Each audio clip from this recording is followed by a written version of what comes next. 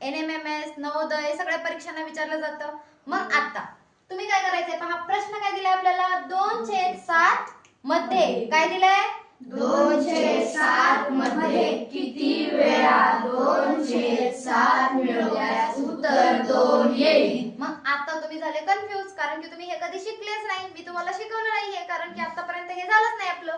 तर पहा याला काय करायचं, आपल्याला काय दिले 2/7 दिलेत, म्हणजे हे 2/7 आहेत आपले आहेत. आता याला बरोबरच्या तिकडं काय करायचं, व्यस्त करायचं. काय करायचं, व्यस्त. त्याला काय म्हणतो आपण, गुणाकार व्यस्त. काय म्हणतो, गुणाकार व्यस्त. म्हणजे गुणाकार व्यस्त मध्ये काय होतं, वरची संख्या खाली आणि खालची संख्या वर.